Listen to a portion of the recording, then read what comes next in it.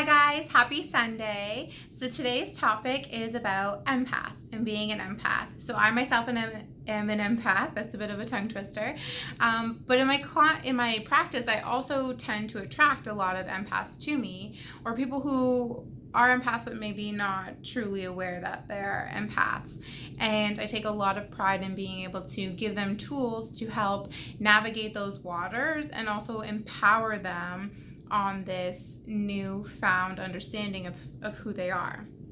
So, what is an empath? An empath is a highly sensitive individual.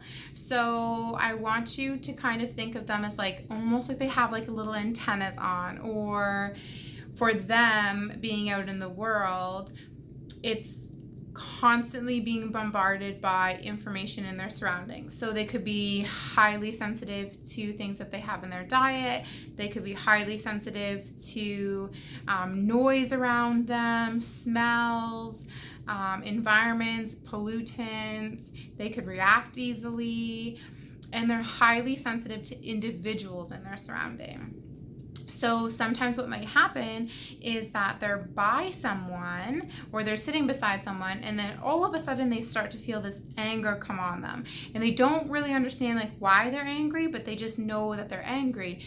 So then they vocalize their anger, or maybe they're all of a sudden experiencing anxiety or stomach pain or other aches and pains in their body. But the thing is like sometimes those things don't actually belong to them. They belong to the people around them, because empaths have this ability to feel other people's emotions, thoughts, and aches and pains. It's kind of like sitting in a room with like maybe 20 TVs, all broadcasting different channels and all at Mach volume. Like we're constantly trying to filter in our surroundings, and eventually it becomes too much for us. So a lot of empaths maybe turn to like drugs and alcohol because they want to suppress, because what they feel emotionally themselves is heightened. They feel emotions heightened, but they feel everyone else's emotions on top of that. So it's to the extreme. So a lot of them do turn to drugs and alcohol to numb the things that they feel and how they experience life. Sometimes they are depressed and may get to the point where they actually take their own life. And sometimes they experience anxieties. So sometimes it's their own anxiety, sometimes it's not their anxiety, it's the anxiety that they feel because they're constantly being bombarded and getting messages from the people in their surroundings, or they're experiencing anxiety from other people. I know one time I went to go watch a friend play ball, and I was perfectly fine going to watch this person play ball, and within minutes of being there, like I was like, oh my gosh, like I was hunching forward, like my back was hurting, my shoulders were hurting, my neck was hurting, and there were 3 other women around me. So I finally just said to them, like, do one of you have these issues? And sure enough, one of them did. And as soon as I acknowledged that, in that moment, those symptoms dissipated for me. But I've also known that I've been an empath for a really long time, and I kind of have these tools set in place to know how to handle some of these symptoms that I'm experiencing.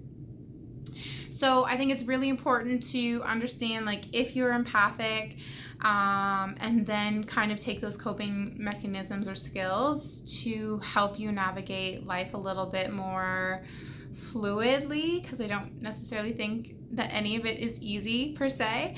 Other qualities of empaths is they're so helpful, like they just want to help the world, like they're that person that like constantly has their like heart on their sleeve, like they want to jump in, they want to help, like they don't want people suffering. A lot of the time it's at their own detriment though, because they don't necessarily have the tools or the understanding that they need to fill their own cup and create healthy boundaries. So some of the tools or conversations that I talk to empaths about is one, discernment. Discern. Like you need to be able to understand, like, okay, is that my anger? Like, am I actually angry, or am I just angry because my hubby all of a sudden came home and he had a bad day and he's angry and he's talking to me about it, so now I'm angry? So you need to discern in the moment, like, are you actually angry, or is that someone around you that could be angry? Or do you have these aches and pains, or is it someone around you? And once you discern that and you acknowledge it, a lot of the time the symptoms dissipate, because ultimately an empath's job is to be able to transmute a lot of the energy that other people are feeling. So unbeknownst to you and unbeknownst to the people around you, as an empath, you're kind of wearing this like bright, let's say like hot pink antenna. Or maybe if you're opposed to hot pink, then maybe like this neon green antenna. And other people around you, unbeknownst to them, see that antenna and they're like, oh my gosh, that's an empath. Perfect. I will give them all my stuff, because as an empath, it's our job to be able to transmute all of that energy on a subtle level. However, we don't necessarily know how to do that because we weren't taught those things. So we've been constantly being bombarded with all of this information and we don't know what to do with it. So then we tend to go a little crazy.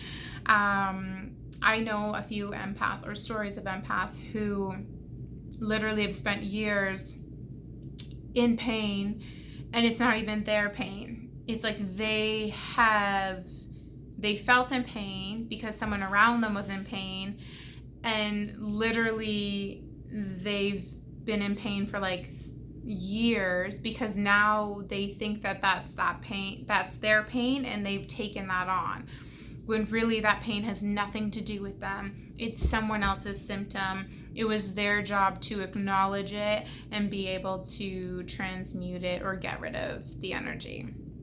So some important facts about empaths are kind of some tools that I give. Like I said, discernment.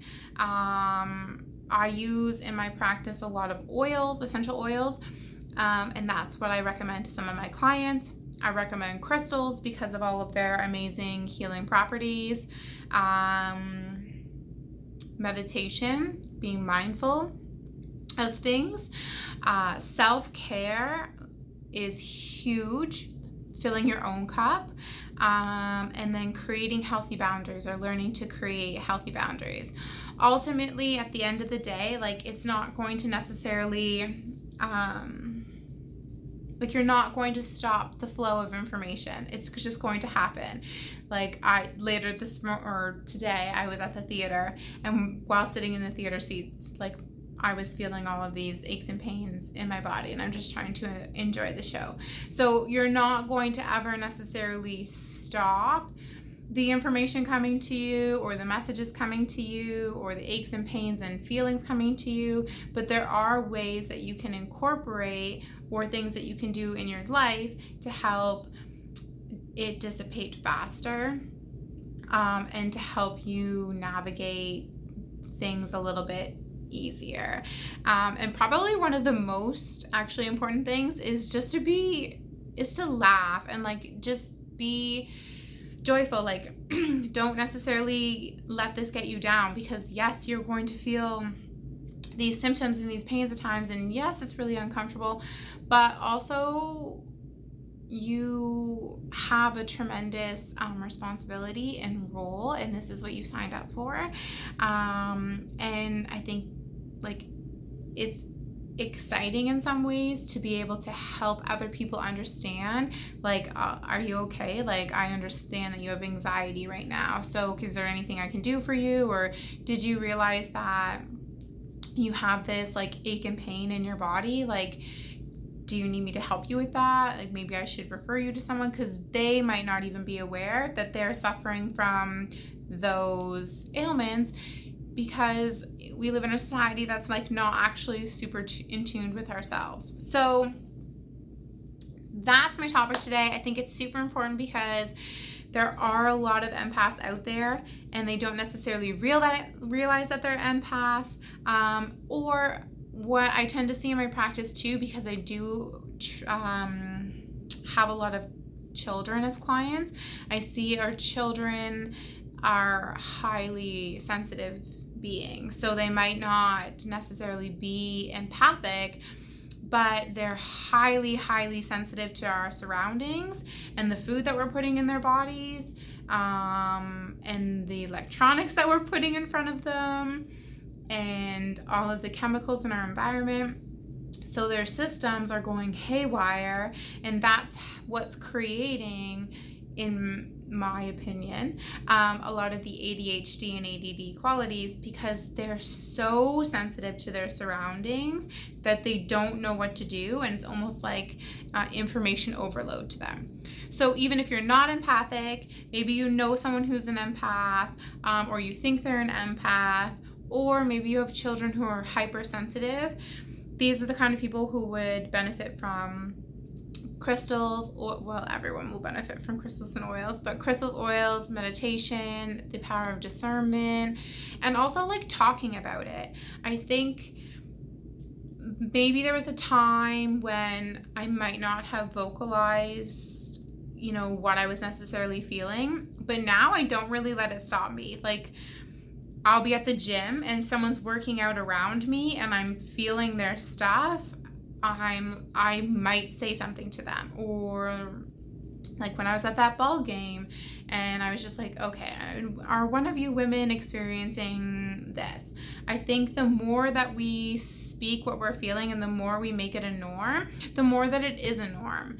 And it is a norm. Like, this is actually how people are going through life and experiencing things. It's just we have created these beliefs that, like, if we said that, maybe we would be convicted, or we would feel different, or we maybe feel less than, or that person would think we were crazy, or whatever story we're telling us due to our past. That's not really applicable anymore.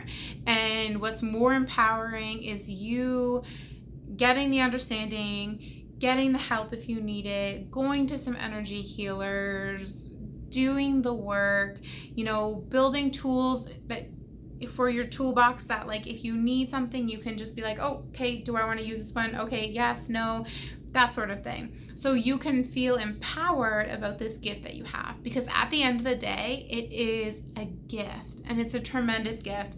And I want you to feel like it is the most amazing gift, because yes, sometimes you might be in pain. Yes, sometimes you might be able to feel other people's stuff or you're uncomfortable, but at the end of the day, you get to experience life on a completely different level, and you can create a lot of change in this world if you feel empowered.